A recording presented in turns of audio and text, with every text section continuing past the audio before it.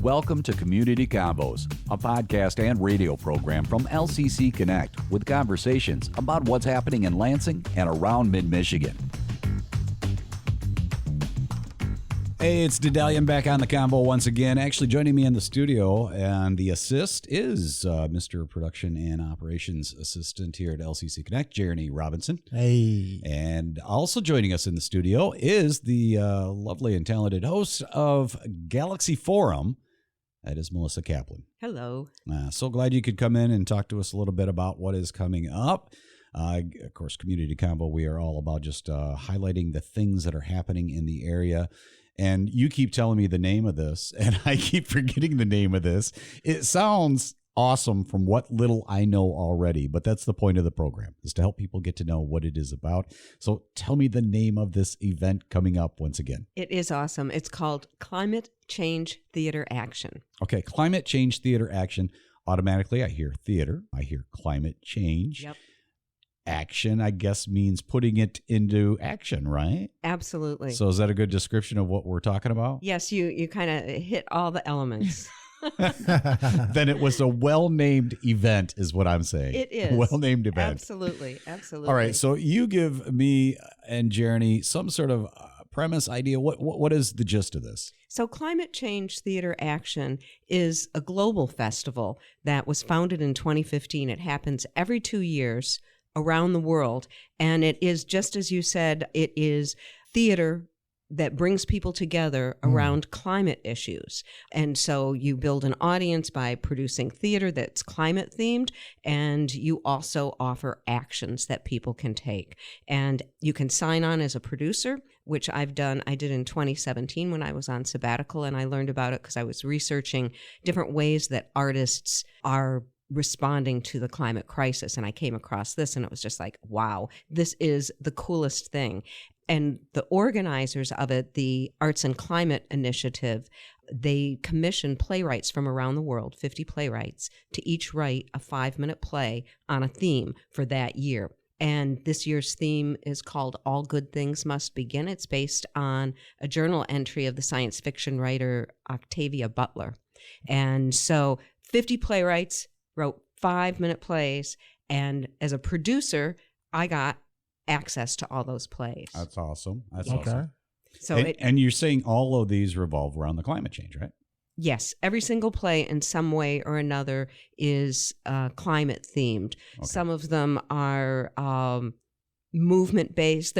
Some of them are comic. Some of them are intensely dramatic. Some are sad. Some are they're all a bit thought provoking, I would say. Okay. But there's, and they're from writers from all different cultures and countries. So Wow. it's really an incredible mix of work that's created that a producer has access to create an event. That's awesome. So when you're going through these different plays, what kind of sticks out to you to make you choose one? I read all of them, and I thought about a couple of things. So first of all, producing the event here at LCC, I'm thinking about what might our students who I wanted to be in the plays, what might they respond to, and what might students and faculty respond to an audience. And I also wanted to create a multidisciplinary event and involve students in other programs in creating art and poetry around climate themes. I was thinking about what might make a good mix in an evening. How might an evening flow? And I wanted plays from a variety of different cultures and countries. I just, I wanted to really have a diverse mix. And then I just went with like, what hit me? What did I laugh at? What moved me? And that's how I whittled them down. It was not easy, but I got down to about 15. And then I had theater professor Andy Callis read through because I wanted a theater expert. I'm a producer, but I wanted somebody with a director's eye to go through. He's like, you should do all of these. I think 15 might be too many. So I picked my 6 favorite so you plays. narrowed it down to 6. Yes. That's awesome. Yeah. So 15, but that would have been about an hour's worth of time based on what you were talking about, right? They kind of expand some of them into 10 minutes. Okay. And Okay. there's the action piece that gets fit into this evening. So Explain the action piece, because I'm curious to know what that is. Action can be any number of things. It could be a panel of scientists. It could be people going out and planting seeds. It could be a protest. It could be a list of information that we hand out to people. Here are things that you can do. What I'm doing is I'm collaborating with John Dowdnall. He's a biology professor, and he's contacting local environmental organizations and inviting them to have information tables. And so the way the evening will flow is there'll be 3 short plays, then there'll be some comments by me and John. We'll let the audience get up and go to the room next to the theater, and they'll be able to look at, interact with the reps from environmental groups. We also have poetry that's been specifically created for this event through LCC's Community Generated Poetry Project, which is something that we've got to talk about. We could spend a whole episode talking about this really cool community-generated poetry project that English professor Barb Clower leads. Prompts are created around climate themes. They're sent out. Students anonymously respond, and then their words get taken by other groups of students to collage poems. So those poems are going to be then a graphic design class created posters for the event, and I've selected 6 of those posters. I'm going to create displays connecting some of the poems with the posters, and so the audience will be able to look at those too. So it's a real nice mix. So back to the action, people will be able to learn from the environmental groups what might they do locally, or if it's if they're interested in more of the public service, connecting with representatives and elected officials, that we'll have that information too, because a group called the Michigan Coalition of Science on the Ballot will have a table there too. So, just trying to offer people a mix of ways that they might get involved, because that's pretty overwhelming. You look at the headlines and you're just like, I'm going to pull the covers up over my head. Right? In terms of climate. So I will say even the title alone makes me feel a little bit overwhelmed, but it's an awesome idea. It's very cool. Yeah. Where are we doing it here on the campus? The Black Box. Black Box Theater. Black Box Theater, which is in Gannon Building, room 1422, and it's Friday and Saturday, December 1st and 2nd at 7:30 p.m. And there's no charge, but we'll pass the hat that was my next question. Yeah, theater scholarships. We've got theater scholarships, and we're always happy to have donations to support students in theater. And it sounds like you got quite a bit of students involved with the the graphic design side and everything else. So. Yes, and the shows. So there's 6 shows, 3 alumni directors invited to direct. Each of them are directing 2 plays, and then the class Theater 120 Intro to Acting auditions were held there, and everyone who auditioned who wanted to perform got a role. So it's all these is like 17 cast members, all theater students, 1 alumni. The plays, there's 2 by Canadian playwrights. One is an Anishinaabe playwright. There's a Kenyan playwright, a Brazilian playwright, and a couple from the United States. 1 play by a Detroit, Michigan playwright. And all of this is even going on in other cities at the same time. Is that the way this works? It's so cool because Climate Change Theater Action takes place every 2 years between usually mid-September and mid-December.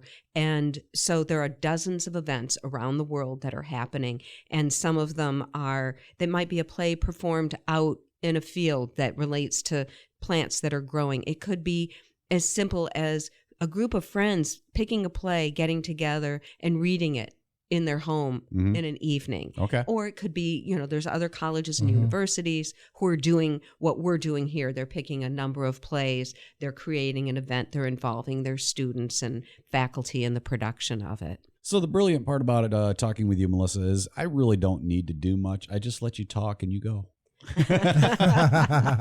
Jereny, you got any other questions? I don't really have any more questions. I just think it's really cool that everyone has access to these different plays. Yes. My hope in 2 years is that we do this even more broadly around the college and with other groups in the community centers, theaters. Yeah, you could pick a play. You could pick a play and you could, say, I want to do this. I want to go into an elementary school and read this to kids. Right. And that could be an event. Yeah, because I think if more people knew about this, I think it would be more schools and different people wanting to be a part of this. You're 'Cause right. it sounds like a real community open forum type of performance thing. And Definitely. did I miss that? Is there any other schools or anybody else in the area that's involved with this? No. Is that hopefully a potential dream of yours? It's if a you will? dream. It's an absolute dream. And I've talked with a number of groups and, theater companies but it doesn't just have to be theater companies. And that's what I'm kind of interested in. Could there be community centers that Sure. would do this? Yeah, Could there be, I talked with the new Stage 1, which is at Sycamore Creek Church. I'd hoped to do an outreach event there. Just putting this one together is kind of big. And the interesting thing is that, different people are going to have different ideas about Right. what action might be. Mhm. And how do you use theater to sort of pave the way for understanding and exploring issues? These plays, they're not little lectures about here's what you do. The great thing about theater is it can emotionally move you to see that there are possibilities, and also to see that, wow, these people in this other country halfway around the world are thinking about the same things I am, and they might have a cool answer that we could use here. Right. So it's powerful in that it can build a lot of connection across the community. I think you're absolutely right, Jereny. So if somebody wanted to get more information on our production specifically here at Lansing Community College, what's the best place to go? lcc.edu/show-info. And normally I wouldn't ask this, but I also want to say, like, if somebody wanted to find out more about this movement in general, where would they go? They would go to Climate Change Theater Action, and I don't remember if it's .com or .org. I should know that. I'm on Good that site search. all the time. Good search engine Just should get you where you need to go. Search for Climate Change Theater Action, and you can Climate read Change Theater all Action. about it. And you'll also see all the events that are happening this year and the events that have happened in the past couple of years. I do want to just mention that it happens in the fall because that's when the UN Conference of the Parties climate meetings are held. Oh, So wow. it's, there's some effort to time it with when politicians are focused on climate. Politicking? Yes, No. politicking about climate. I know. And one way or the other, if you are listening on the radio side of this, we will have this available in the podcast notes, so you can always check that out at lccconnect.org. And Melissa Kaplan, thanks so much for coming in and talking to us about this. Melissa Kaplan, if you haven't checked out her show, of course, Galaxy Forum. Awesome show, and so happy to have you as a part of what we do here. Thank at you LCC so much. Connect. Thank Thanks. you. You've been listening to Community Convos, a program from LCC Connect with conversations about what's happening in our community. To listen to this episode on demand, visit us at lccconnect.org or find us on your favorite podcast platform. If you or someone you know would like to be a guest on Community Convos, email us lcc-connect@lcc.edu. And thanks for joining the Convo.